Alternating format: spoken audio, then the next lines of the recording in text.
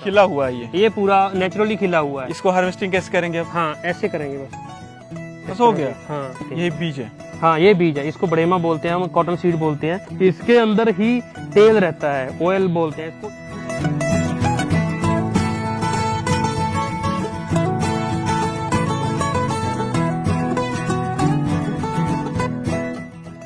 ये जो इसका बड है, इसको फुट बोलते हैं हम पंजाबी में। ये बारिश की वजह से खराब हो गया है। पूरे का पूरा सीड बिजनेस है वो प्राइवेट कंपनी के हाथ में दे दिया है सरकार को, इसके ऊपर कोई काम नहीं कर रही है।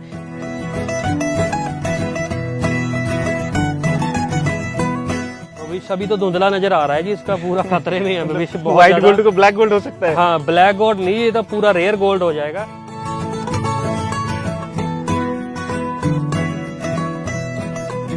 नरमा आशाओं का सफेद तेल। दोस्तों जिन्होंने ये किताब लिखी है, आज उनके पास सीधा हम आ गए पंजाब में भटिंडा में। आज हमारे साथ प्रगत सिंह हैं और उनकी खुद की फसल है यहाँ पे कॉटन की। कॉटन के ऊपर इन्होंने कई सारा अभ्यास किया है, रिसर्च किया है, जो कि इस बुक में लिखा है। ये बुक पंजाबी में भी है, हिंदी में भी है। मैंने हिंदी में उसमें पढ़ लिया है। एक अनुभव है किसान का, जो कि किताब में एक ऐसे लिखित किया है कि वो फार्मर को आसानी से समझ में आ जाएगा कि हमें फसल में क्या करना है। कोई टेक्निकल ज़्यादा उसमें नहीं है, कोई दिक्कत नहीं आती है, बहुत इजीली भाषा में लिखा है। बहुत ही बढ़िया बुक है दोस्तों। तो प्रगत जी सबसे पहले नमस्कार आपका। नमस्कार जी, नमस्कार और बधाई हो आपको बुक के लिए, बहुत अच्छी बुक है। आपका भी बहुत बहुत धन्यवाद, आपकी टीम हमारे यहाँ इतनी दूर सफर तय करके अब हमारे खेत में आए हैं जी। तो दोस्तों ये जो कॉटन है ना, कॉटन, इसकी बुआई कैसे होती है, इसकी कटाई कैसे होती है, मार्केट तक कैसे जाता है, और पंजाब में इसका क्या हाल है अभी, और हमने महाराष्ट्र में भी इसके बारे में एक वीडियो किया था। तो देखते हैं अभी इसके बारे में जानकारी लेते हैं। तो जो भी नए हैं चैनल को सब्सक्राइब पहले जरूर कीजिएगा। तो प्रगत जी सबसे पहले हमें ये बताइए कि पंजाब में कहाँ कहाँ होता है, या भारत में कहाँ कहाँ कॉटन की फसल ली जाती है? भारत में लगभग 14 स्टेट्स में इसकी खेती होती है, लेकिन अब खेती कम हो रही है धीरे धीरे, क्योंकि कॉटन के ऊपर काफ़ी खतरे मंडरा रहे हैं। पहले इल्लियों का था, बाद में वाइट फ्लाई का आ गया, अब फंगस का और इल्ली का दोनों का चल रहा है। वाइट फ्लाई कोई इसके रस चूस कीड़े इतना कोई ज़्यादा हमला नहीं करते हैं, लेकिन पंजाब में लगभग 15% एरिया इस क्रॉप का था, लेकिन अभी धीरे धीरे कम हो रहा है। पहले 7 डिस्ट्रिक्ट में होता था, अभी 3 डिस्ट्रिक्ट में होता है, वो भी पूरा नहीं होता है, शिफ्टों में होता है। अच्छा, हाँ जी। तो ये जो कॉटन की फसल है, इसके लिए क्लाइमेट और सॉइल कैसे चाहिए? हाँ सॉइल कैसा भी चल जाएगा, लेकिन वेल ड्रेन्ड होना चाहिए। इसमें पानी ज़्यादा रुकना नहीं चाहिए। अच्छा। क्योंकि अगर पानी रुक गया, पानी गर्म हो गया, तो ये क्रॉप चली जाती है। पीएच क्या होना चाहिए ज़मीन का? हाँ पीएच नॉर्मल होना चाहिए, पीएच नियर अबाउट 7 होना चाहिए। 8 तक भी चल जाएगा, 8.5 भी चल जाएगा, इसमें पीएच की कोई दिक्कत नहीं है। लेकिन हाँ शुरुआत में थोड़ी दिक्कत हो सकती है, अगर आपका जर्मिनेशन अच्छा नहीं हुआ तो प्लांट पॉपुलेशन आप मेंटेन नहीं कर पाएंगे, लेकिन हर तरह की सॉइल में हो जाता है। और क्लाइमेट? हाँ क्लाइमेट इसको हॉट एंड ड्राई चाहिए, ह्यूमिड नहीं चाहिए। अगर ज़्यादा ह्यूमिड होता तो ये वेजिटेटिव ग्रोथ ज़्यादा लेता है। अच्छा। और इसकी अगर ज़्यादा ड्राई रहेगा, तभी ड्राईनेस की वजह से ही इसके ऊपर फ्लावर आते हैं। अच्छा। नंबर ऑफ बर्ड्स बनते हैं और स्केयर ज़्यादा लगते हैं, जिसका हम बोल सकते हैं कि ड्राई इन्वायरमेंट में ही ज़्यादा वो फ्लावर ओपनिंग होता है, और सक्सेस रेट भी ड्राई इन्वायरमेंट में होता है। और ये जो पूरा प्लॉट है, ये अभी कितने महीने का प्लॉट है, अभी क्या स्टेज पे है? ये अप्रैल 28 को बिजाई हुआ था, और आज हमारा सितंबर लगभग 20 हो चुका है। तो आप ये मान सकते हैं कि ये 4 मंथ की क्रॉप हो चुकी है। ये अभी हार्वेस्टिंग पे आ चुकी है। हाँ ये फर्स्ट हार्वेस्टिंग इसका स्टार्ट होने वाला है, लेकिन क्या बताएं कि इस बार बारिश की वजह से और तो ऐसे होता है। हाँ जैसे मैं आपको बताता हूँ कि कोई डैमेज यहाँ कोई होगा, ये वाला देखो, ये जो इसका बड है, इसको फुट बोलते हैं हम पंजाबी में। ये बारिश की वजह से खराब हो गया है। अच्छा, ये कपास खराब सेम ही है। ये अर्ली में जो बॉल लगते हैं ओड़ की वजह से, ड्राइनेस की वजह से, पानी की कमी से या बरसात की कमी से। अच्छा। जब ये खिलता है तो ऐसा इसमें रेशा बनता है, फाइबर बनता है, तो इसमें सीड भी होते हैं और जिससे तेल निकलता है।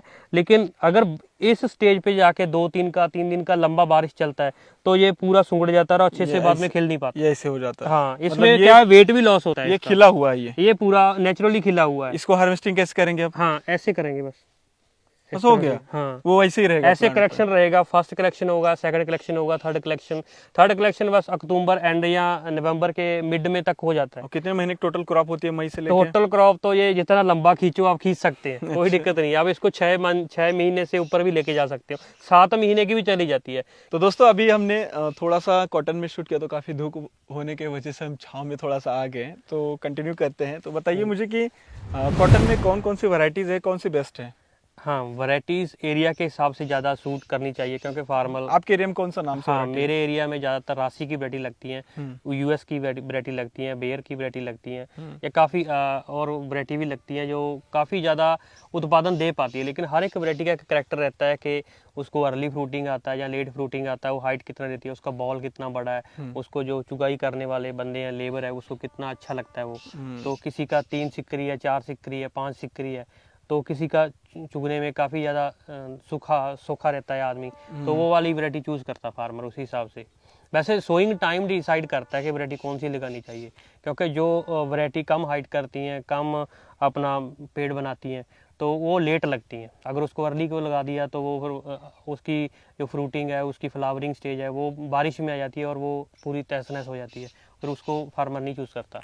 तो कॉटन का सोइंग कैसे करते हैं? नर्सरी लगाते हैं या बीज लगाते हैं या कौन सी तारीख को लगाते हैं? हाँ, ये भी एक इम्पॉर्टेंट तरीका है, क्योंकि अगर आपकी सोइंग अर्ली में हो रही है तो नॉर्मल जैसे हम ड्रिल से सो करते हैं, मशीन से। इसकी हाँ लाइनिंग में सोइंग की जाती है, मैनुअली भी करते हैं कई लोग। पहले काफ़ी एरिया में मैनुअली होता था, लेकिन अब मशीनी ऐसा हो चुका है कि वो काफ़ी एडजस्टेबल है, उसका सीड रेट आप जितना चाहे उतना डाल सकते हो। लेकिन यहाँ लेट बिजाई होती है, वहाँ खालियों के ऊपर, खड्डों के ऊपर, बेड्स के ऊपर इसकी बिजाई होती है।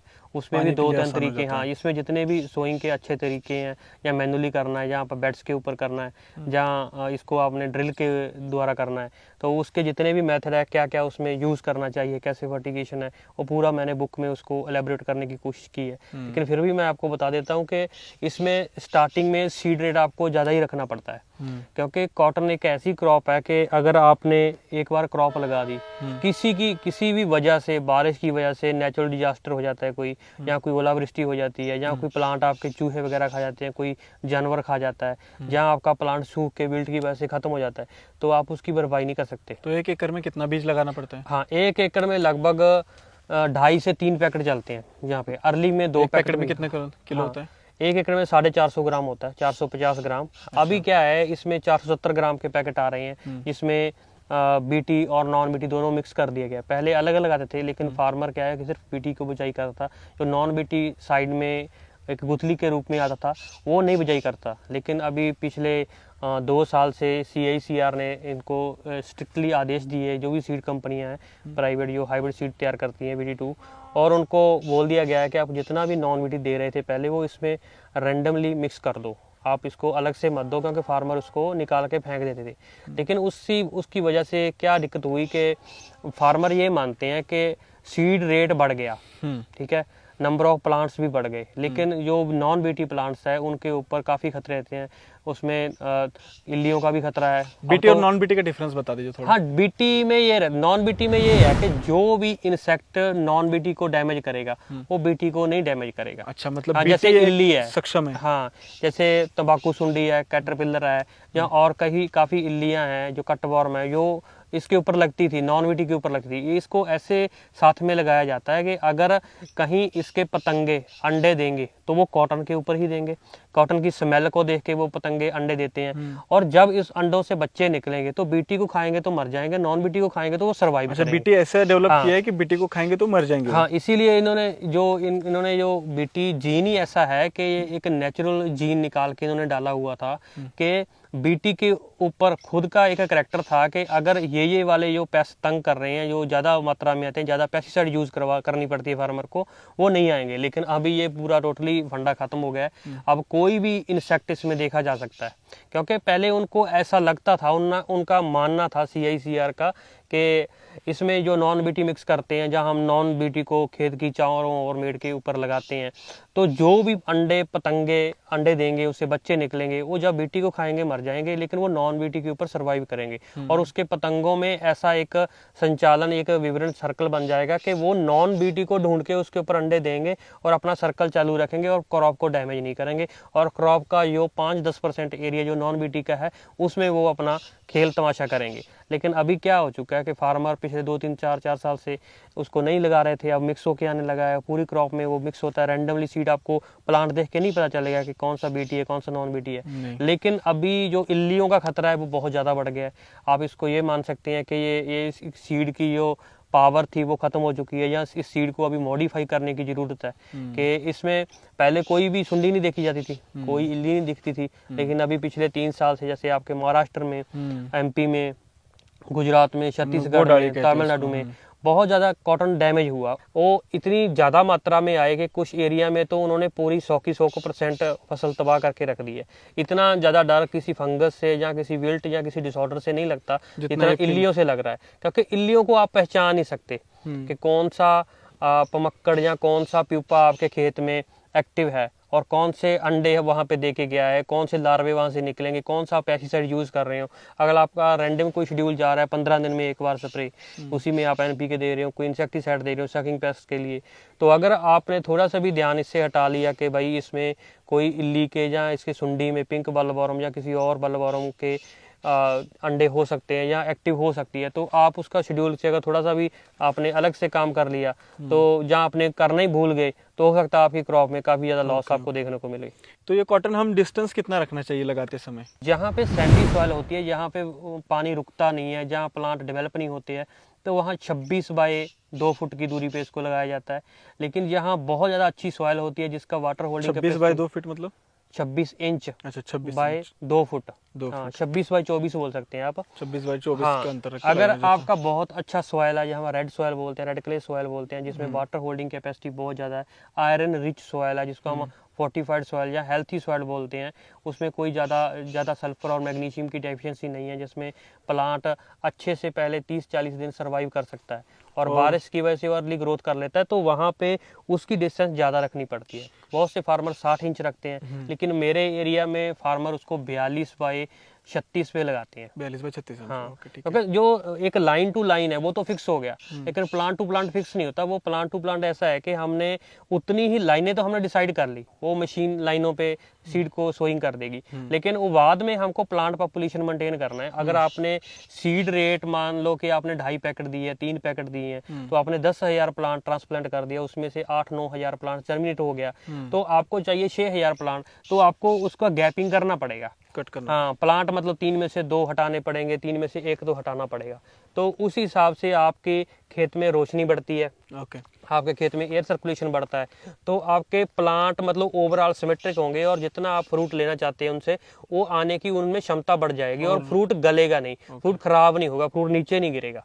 और वाटर मैनेजमेंट हमें कैसे करना चाहिए कॉटन में? हाँ, वाटर मैनेजमेंट बहुत ज़रूरी है इसमें, क्योंकि वाटर मैनेजमेंट ऐसा है कि अगर शुरुआत में आपने वाटर मैनेजमेंट में थोड़ा सा भी गलत काम कर दिया तो आपका फर्टिगेशन अच्छे से काम नहीं करेगा। पहले खेत को पानी देना है, दिया, हाँ, नेक्स्ट अगर आपका बहुत ज्यादा अर्ली बिजाई हो रहा है तो आप डबल 2 बार पानी दीजिए उसमें, 2 बार पानी, हाँ, फ्लड इरिगेशन से हाँ, उसमें क्या है कि जो खेत में वाटर होल्डिंग कैपेसिटी है वो ज़्यादा हो जाएगी, नीचे तक पानी चला जाएगा। अगर जब आप उसको खेत को तैयारी करके जुताई करके बिजाई करोगे तो थोड़ा सा तो वो आपके पास जो टाइम बचा हुआ तो वो टाइम भी लेट चला जाएगा।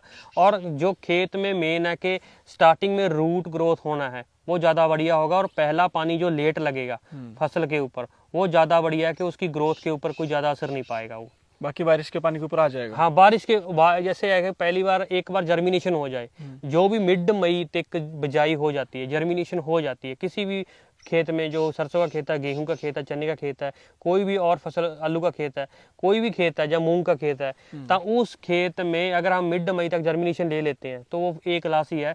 उसके बाद जून में बारिश स्टार्ट हो जाती है, जून में नहीं होगी तो जुलाई में बारिश स्टार्ट हो जाती है। फर्स्ट और सेकंड इरीगेशन आपकी बहुत ज़्यादा इंपॉर्टेंट है। अगर आपको फर्स्ट और सेकंड इरीगेशन में सही टाइम पे फ्रूटिंग आपको सही टाइम में पानी नहीं दिया तो उसकी ड्राइनेस की वजह से, इसका एक करैक्टर है कॉटन का, अगर ड्राइनेस ज़्यादा होगी तो फ्रूटिंग लेना शुरू कर देता है तुरंत। इसके कोई एज नहीं है फ्रूटिंग की, आप इसको 50 दिन में फ्रूटिंग आ सकती है, 70 दिन में भी आ सकती है, 90 दिन में भी आ सकती है। अगर कोई कंडीशन ही ऐसी बन चुकी है जहाँ कोई एरिया में कोई बारिश का या क्लाइमेट का ऐसा सर्कल बन चुका है कि यहाँ आपका इरिगेशन भी आपको देने की जरूरत नहीं पड़ी और क्लाइमेट में बारिश हर 10 दिन में एक बार होती रहती है, तो ये फ्रूटिंग बहुत लेट लेके जाता है। तो इसको ड्राइनेस चाहिए फ्रूटिंग के लिए। लेकिन अगर फर्स्ट से 2 इरिगेशन जो आपको पहले 70 दिन में देने जरूरी होते हैं तो वो इसकी रूट ग्रोथ के लिए और ओवरऑल ग्रोथ के लिए बहुत अच्छे माने जाते हैं। और इसमें फर्टिलाइजर और डिसीज में क्या क्या देखना पड़ता है? हाँ, फर्टिलाइजर में अपना सॉइल टेस्ट बेस से क्योंकि मेरे एरिया में पोटास और सल्फर जितना मेरे को चाहिए उससे 3 गुना है। तो मैं दोनों ही सोर्सेज नहीं देता हूँ, और दोनों ही सोर्सेज इस क्रॉप के लिए बहुत ज़्यादा जरूरी है, क्योंकि सल्फर से ऑयल सीड से ऑयल बनता है, और जो पोटास है उससे पूरा फाइबर प्रोडक्शन होता है, और पूरा बॉल का साइज वगैरह बनता है।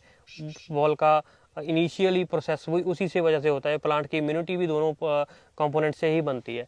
लेकिन किसी फार्मर के खेत में अगर इनकी कमी है तो उनको बेसल डोज में ही पूरा करना चाहिए। बेसल डोज में हमें लगाने से पहले देना चाहिए। हाँ, मैं एक इसमें पॉइंट आपका ऐड करना चाहूँगा कि काफ़ी फार्मर ना, अब क्या है कि हमारा एक खेती का एक सर्कल बन चुका है कि हम बहुत से फार्मर ऐसे हैं जो पुराने तरीके से, ट्रेडिशनल तरीके से खेती करते हैं, और वो अपने आड़ती या दुकानदार के ऊपर डिपेंड होते हैं कि हमने भाई इसमें पोटाश डालना है, कौन सा डालें, क्योंकि अभी जिस खेत में पोटाश है ही नहीं है उसमें पोटाश का बैक्टीरिया डालते जा रहे हैं लोग।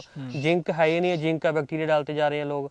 जहाँ उसमें कोई और ह्यूमिक एसिड वगैरह काफ़ी कॉम्बिनेशन प्रोडक्ट आते हैं वो डालते जा रहे हैं। अगर आपके खेत में बेसिक एनपीके की कमी है या माइक्रोन्यूट्रिएंट की कमी है और आप कुछ भी डालते जाओ, वो काम नहीं करेगा। सही है फिर तो। क्योंकि मतलब हर खेत का कॉटन अलग की अलग फसल में एनपीके मेंटेन रखना है और खेत के हिसाब से रखना है। बिल्कुल। और हमें यहाँ पे डिसीज में देखा जाए क्योंकि तो आप देखो, अगर अभी एक 4 मंथ की क्रॉप हो गई है मेरी, अब फर्स्ट लैक्टेशन इसकी स्टार्ट होने वाली है, फर्स्ट चुगाई इसकी स्टार्ट होने वाली है, तो अब तक इसका हर वीकली न्यूट्रिशन हो रहा है। ठीक है, ऊपर से हाँ, बेसल से भी हो रहा है, स्प्रे में भी हो रहा है।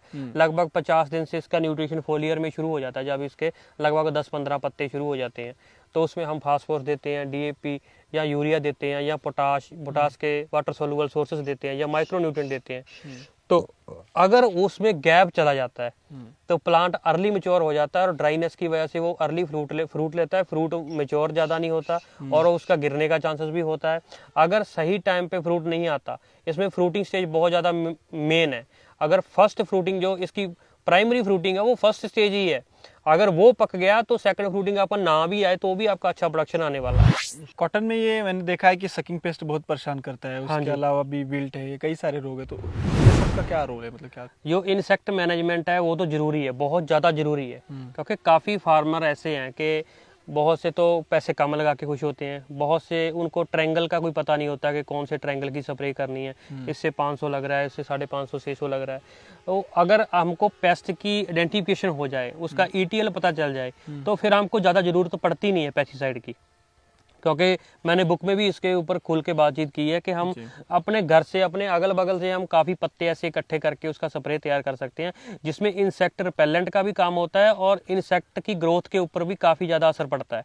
और आप जहाँ 3 स्प्रे आपके सकिंग पेस्ट के होने, या थ्रिप्स का होना है, वाइट फ्लाई का होना है, या ग्रीन एफिड का होना, तो आप उसको ईजिली कंट्रोल कर सकते हो। उससे ज़्यादा जरूरी जो है कि ईटीएल लेवल बढ़ने नहीं देना। क्योंकि इसमें मैं सेकंड पॉइंट ऐड करना चाहूँगा कि बहुत से पेस्टिसाइड ऐसे हैं जो आपको क्विक रिजल्ट देते हैं, और क्विक भी वो क्रॉप के ऊपर भी डैमेजनेस दिखाते हैं। उसका मतलब दोनों हाथ में, एक में फ़ायदा दूसरे में नुकसान तो शो कर देते हैं। तो वो वाले पेस्टिसाइड से बचना चाहिए, क्योंकि कुछ गैस बेस्ड होते हैं, और ये समर के सीजन की, गर्मी के सीजन की क्रॉप है। तो अगर गैस बेस्ड इंसेक्टिसाइड यूज़ करेंगे तो काफ़ी ज़्यादा हमारा जो फ्रूट है वो उससे गिरने के चांसेस हैं, और बाद में लीफ रेटनिंग हो जाती है, पत्ते गिरने स्टार्ट हो जाते हैं, प्लांट मुरझा जाता है, पत्ते सूखने स्टार्ट हो जाते हैं, और प्लांट में स्ट्रेस क्रिएट हो जाता है। जो लगा हुआ फ्रूट है वो भी गिरना स्टार्ट हो जाता है, जब वो अर्ली मैच्योर होकर खिड़ना स्टार्ट हो जाता है, तो उससे काफ़ी ज़्यादा लॉस होता है। ये सकिंग पेस्ट के अलावा इसमें फंगस भी है, तो वो कैसे उसको हम कंट्रोल कर सकते हैं? देखो, जो फंगस पत्तों के ऊपर है, जहाँ बीएलबी बनता है, बैक्टीरिया से रोग फैलते हैं, जो हवा में एक्टिव हो जाते हैं ज़्यादा ह्यूमिडिटी बढ़ने से, टेम्परेचर के साथ में, वो लगभग हर एरिया में आते हैं जहाँ कॉटन रेगुलर क्रॉप है। क्योंकि ये बैक्टीरिया इन वृक्षों के ऊपर, घास फूस, जहाँ भी हमारा नदियाँ नाले हैं वहाँ पे ये पलते रहते हैं, पनपते रहते हैं। जब इनको लाइबल एनवायरनमेंट मिलता है, क्लाइमेट, उस हिसाब से इनको जो चाहिए वो बन जाता है, तब ये एक्टिव हो जाते हैं और घंटों में ये फैल जाते हैं अपनी फसल में। तो मैं तो फार्मर को इजीली ये वीडियो में, शॉर्ट वीडियो में, बुक्स में ये बताने की कोशिश कर रहा हूँ कि जब भी आपकी हैवी रेन हो, उससे पहले अगर कोई स्प्रे जा रहा है और उसके बाद कोई स्प्रे जा रहा है, तो उसमें कोई भी आप केमिकल, बायो का जो भी आप देना चाहो, बैक्टीरियासाइड दे सकते हो। तो हाँ, क्योंकि उससे ही कंट्रोल होने वाला है। अगर आपने अगर ज़्यादा देर कर दी तो ये घंटों में आपकी फसल तबाह करके चला जाता है, और कोई इसमें रिकवरी की ऑप्शन ही है नहीं है। रिकवरी कर ही नहीं सकते आप। और तो ये भी सही हाँ, अगर दूसरी बात, अगर फंगस की बात की जाए तो फंगस इजीली मेंटेन नहीं होती है। फंगस देखा जाता है कि सोयल में कितना ज़्यादा एक्टिव है और आपके खेत में फसल के ऊपर कितना ज़्यादा प्रभाव उड़ा रही है वो। हम्म। तो आपको अपने खेत में जजमेंट रखना चाहिए, और खेत में जो भी फसल चल रहा है, अगर कॉटन 3 साल से ज्यादा हो गया है तो आपको थोड़ा सीरियस रहना चाहिए, इसको रेड जोन मानना चाहिए। और 3 साल के बाद अगर आप कॉटन ना लगाए तो ज्यादा बढ़िया होगा। मतलब गैप देना चाहिए आपके हिसाब गैप देना चाहिए, क्योंकि शुरुआत में जब आप फर्स्ट इरिगेशन करते हो ना, या सेकंड इरिगेशन करते हो, तो उस इरिगेशन में ही आपको थोड़ा थोड़ा इंडिकेशन मिल जाता है कि यहाँ प्लांट सूख रहे हैं, विल्टिंग आ रही है, फ्यूजेरियम विल्ट एक्टिव है। आपका कितना एरिया है? यहाँ मेरा 7 एकड़ है जी। 7 एकड़ में मेरा नरमा लगा हुआ है। लेकिन अभी क्या है कि इसमें 3 तरह की लैंड है, और पूरी लैंड में मैं देख रहा हूँ कि थोड़े थोड़े एरिया में थोड़ी थोड़ी दिक्कतें शुरू हुई हैं, जो मेरे को नेक्स्ट टाइम इसको रिजॉल्व करना पड़ेगा, कंसिडर करना पड़ेगा। लेकिन जो फार्मर लीज के ऊपर खेती करते हैं, लीज के एरिया में खेती करते हैं, तो वो बहुत ज़्यादा डेंजर जोन है। अच्छा, थोड़ा रोक लो, पकड़िए मेरा हाथ। नहीं नहीं नहीं, ऐसा तो कोई दिक्कत नहीं। और अभी जो ये आपका प्लॉट है पूरा, हाँ जी, इसमें कितना उत्पादन निकलता है? हाँ, पिछले 4 साल का रिकॉर्ड है मेरा। यहाँ 10 से ऊपर जा रहा है, 10 क्विंटल प्रति एकड़ के हिसाब से। हाँ, इसमें 12 क्विंटल 14 क्विंटल तक भी जाता है। पिछली बार मेरा 13 क्विंटल आया इसी खेत में, लेकिन इस बार ज़्यादा बारिश की वजह से और ज़्यादा पिंक बॉलवर्म के अटैक से तो थोड़ा दिक्कत आया है। देखो, ये पिंक बॉलवर्म ने इसको पूरा डैमेज कर दिया है। ये निशानी हाँ, है इसको हम उखाड़ेंगे तो इसमें हमको पिंक बॉलवर्म दिखाई देगी ही देगी। हो सकता है उसमें पूरा काम करके बाहर भी निकल गई हाँ, हो। बाहर निकलेगी। ये देखो बैठा हुआ है। ओह, यह है तो इसमें। हाँ, अभी छोटी है, बड़ी होगा धीरे धीरे। नहीं नहीं, बड़ी हो गई, इसका पिंक कलर हो चुका है। कलर भी हो तो आप देख ले। अब नेक्स्ट टाइम क्या है, अभी सर्दी बढ़ने वाली है। रात की सर्दी पहले स्टार्ट होगी, फिर दिन की सर्दी स्टार्ट होगी।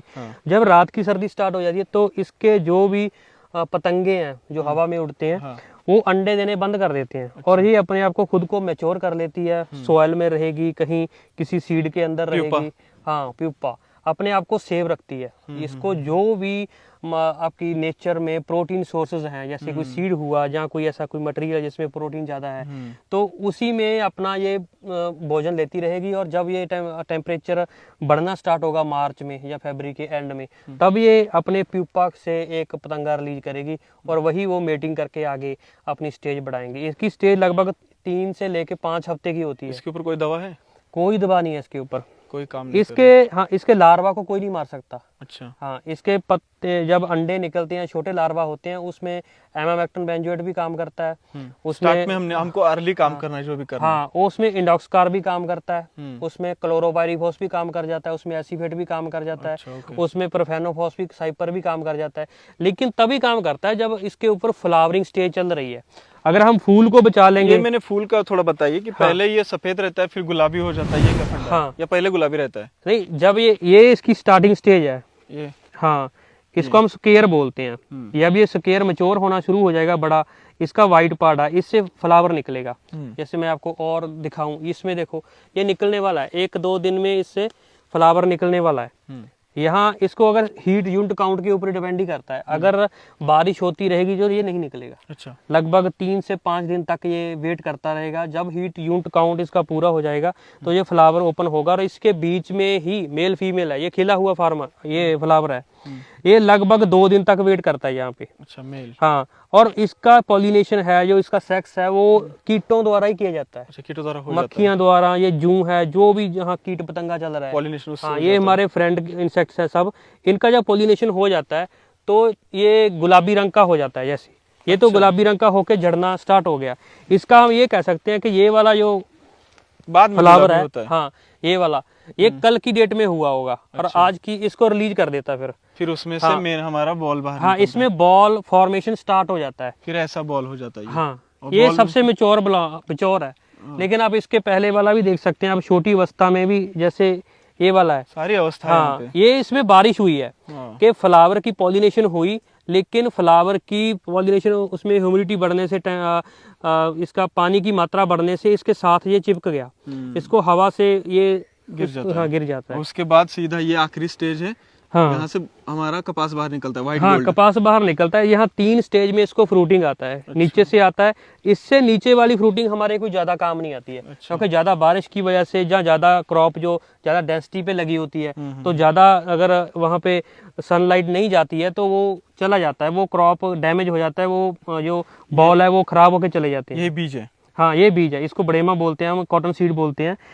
इसके अंदर ही तेल रहता है, ऑयल बोलते हैं इसको। ये भी एक ऑयल सीड है, इसलिए कॉटन का रेट बढ़ रहा है कि ऑयल सीड सब महंगे हो चुके हैं। सो इसलिए कॉटन का प्राइस भी धीरे धीरे बढ़ रहा है। कॉटन का रेट यहाँ एमएसपी की बात करें तो लगभग 6000 के पास आसपास है इसका एमएसपी। वहाँ पे 3 मॉइस्चर ग्रेड बनाए जाते हैं। है जी, इस साल मार्केट रेट क्या चल रहा है? मार्केट अभी तो 68 70 यहाँ पे चल रहा है। 7,000 के आसपास। हाँ 7,000 के आसपास प्रति क्विंटल चल रहा है। तो आपको लेकिन ये इंटरनेशनल मार्केट से भी जुड़ा हुआ एक फंडा है। हाँ। कि काफी नेचुरल डिजास्टर है जो कंट्री के क्रॉप को डैमेज कर देते हैं, तो फिर अर्ली को उनको मैनेजमेंट करना पड़ता है कि हमारे पास इतना स्टॉक है, इतना हमको चाहिए। तो जो रिच कंट्रीज है जिनके पास काफ़ी अच्छे नेचुरल रिसोर्सेज हैं और जो बड़ी जो छोटी कंट्री के साथ बिजनेस करती हैं, तो उनको पहले बोल देते हैं कि हमको तो ये वाली चीज़ इतनी चाहिए, आपके पास है, तो वो इजीली अवेलेबल आपको करवाना पड़ता है। हमारे पंजाब, हरियाणा, राजस्थान में तो सीसीआई काफ़ी ज़्यादा एक्टिव है। यहाँ जब एमएसपी के नीचे कोई खरीद करता है तो उनके अड्डे बने हुए हैं, सरकारी मंडियाँ बनी हुई हैं, वहाँ पे फार्मर अपना ट्रॉली भर के कॉटन को लेके जाते हैं और वहाँ पे आपकी टेस्टिंग करवाते हैं मॉइस्चर की, फाइबर। हाँ फाइबर, इसकी रेशे की लंबाई और मॉइस्चर की टेस्टिंग होती है। यहाँ पे 3 ग्रेड कर लिए जाते हैं ABC, जहाँ पे उन्होंने ए ग्रेड को हाईएस्ट प्राइस देना है, सेकंड को उससे 5 थोड़ा कम देना है, 20-50 रुपए का मार्जिन कम देते हैं। जो भी जितने भी डिस्ट्रिक्ट की तहसील की मंडियां बनी हुई है वहाँ पे इसकी मार्केटिंग होती है। और अगर सीसीआई खरीद करता है तो आपको लगभग ये 15 दिन में पेमेंट कर देता है। अगर कोई प्राइवेट खरीद करता है तो लगभग वो 8 दिन में आपको इसकी पेमेंट कर देता है। ये काफी लंबे समय की फसल होने की इसमें लेबर कॉस्ट काफी ज्यादा आ जाती है। अगर हम खर्चे की बात करें, क्योंकि सीड रेट भी काफी महंगे हैं इसके, पूरे का पूरा सीड बिजनेस है वो प्राइवेट कंपनी के हाथ में दे दिया है। सरकार को इसके ऊपर कोई काम नहीं कर रही है। सरकार का अपना कोई हाइब्रिड सीड नहीं आया अभी तक कॉटन के ऊपर। अगर आए है 2-3 कॉटन के ऊपर सीड, तो इतने ज्यादा वो लायबल नहीं है, उनका यील्ड कुछ ज्यादा अच्छा नहीं आता, फार्मर उस पर खर्चा ज्यादा करना पड़ता है। लेकिन जो प्राइवेट कंपनियां सीड का काम करती हैं वो इसको काफी महंगे रेट में बेचती हैं। फर्टिलाइजर मैनेजमेंट है, लेबर का लगभग 25,000-30,000 एक कॉटन को 1 एकड़ में ग्रो करने में, हार्वेस्टिंग करने तक इसका खर्च हो जाता है। अगर इसका लगभग 8 से 10 क्विंटल एवरेज यील्ड भी मान लिया जाए, लेकिन हाँ मेरा एवरेज यील्ड इस 7 एकड़ में से लगभग 12-13 प्रति क्विंटल भी एकड़ के हिसाब से आया है। लेकिन दिक्कत ये है कि सबका सेम नहीं आता और सब बार हर समय क्लाइमेट सेम नहीं रहता है। हर टाइम आपका कुदरत साथ नहीं देती है, हर टाइम क्रॉप एक समान नहीं होती है, तो काफी ज्यादा खतरे इसमें बढ़ते रहते हैं। और लगभग अब इस समय जो प्राइस चल रहा है, अगर एमएसपी की बात करें 6,000 की, तो अगर 10 क्विंटल होता है 60,000 और 30,000 खर्चा, 30,000 इसकी 50% बचत बोल सकते हैं। लेकिन ये हर अलग अलग स्टेट का है, अलग अलग लोगों का अलग सीन है, महाराष्ट्र का अलग सीन है, सब जगह अलग अलग सीन है। वो तो बात सही कही। और एक चीज बताइए, आपको क्या लगता है कॉटन के बारे में? फ्यूचर कैसा है इसका? स्कोप कैसा है? आगे चल के भविष्य कैसा हो सकता है इसका? भविष्य अभी तो धुंधला नजर आ रहा है जी, इसका पूरा खतरे में है भविष्य। बहुत व्हाइट गोल्ड को ब्लैक गोल्ड हो सकता है। हाँ ब्लैक गोल्ड नहीं, ये तो पूरा रेयर गोल्ड हो जाएगा। इसमें कुछ बचने वाला है ही नहीं, क्योंकि इसमें कुछ ऐसे खतरे हैं जैसे विल्ट का है। विल्ट तो चलो अपने आपके खेत में आ जाएगा तो 10% 15% यील्ड इफेक्ट कर देगा। अगर आपके खेत में सुंडी आ गई, थोड़ा सा भी आप लेट हो गए, तो आपका आधा 50% क्रॉप खराब कर देगा। रिस्क बहुत है इसमें, रिस्क बहुत ज्यादा जी। अगर एक सुंडी इसमें रजिस्टिविटी क्रिएट कर गई, वो आना शुरू हो गई, तो 5 सुंडियां और आ गई, तब किस को कंट्रोल करोगे? आप कर ही नहीं पाओगे। ठीक है। अगर मेन बात ये है कि इसकी चुगाई होती है वो लेबर से होती है। अगर सुंडियों ने नरमे का, जैसे देखो ये पहले सुंडी ने खराब किया है और बाद में ये बारिश की वजह से खराब हुआ है, इसकी रेशे की क्वालिटी चली गई है। और जो चुगाई करने वाला लेबर है, जो चुगाई करने वाला बंदा बंदी है, वो उसको पसंद नहीं करेगा, वो भी प्राइस ज्यादा लेगा। मतलब ओवरऑल फार्मर के ऊपर ही इसका ज्यादा खर्चा बढ़ने वाला है और क्वालिटी और प्रोडक्शन कम होने वाली है। तो दोस्तों ये तो आज का वीडियो था प्रगत भाई के साथ। कॉटन के बारे में हमने, व्हाइट गोल्ड के बारे में ढेर सारी जानकारी ली, बहुत मज़ा आया।